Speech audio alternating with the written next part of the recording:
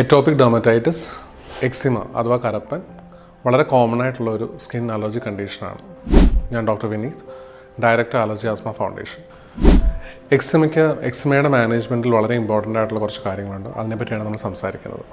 Eczema ഉള്ള കുട്ടികൾ അല്ലെങ്കിൽ വലിയവരിൽ നമ്മുടെ ഹൈഡ്രേഷൻ വളരെ ഇമ്പോർട്ടൻ്റ് ആണ്.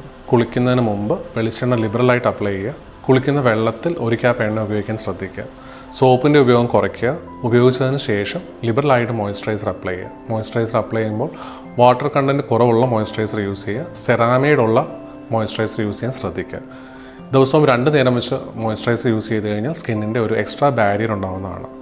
ഓട്ട്മീൽ ബാത്തും ബ്ലീച്ച് ബാത്തും ഇത് രണ്ടും നമ്മളുടെ എറ്റോപിക് ഡെർമറ്റൈറ്റിസ് വളരെ എഫക്റ്റീവാണ്. ഇൻ്റർമിറ്റൻ്റ്ലി ചെയ്യാവുന്നതാണ്. ഡ്രൈനെസ് ഉണ്ടാകുന്ന സാഹചര്യങ്ങൾ, അതായത് ഹ്യൂമിഡിറ്റി കുറവ്, കാറ്റുള്ള സ്ഥലങ്ങൾ, എക്സസീവായിട്ടുള്ള സോപ്പ് യൂസ്, ഇതെല്ലാം ഒഴിവാക്കാൻ ശ്രദ്ധിക്കുക.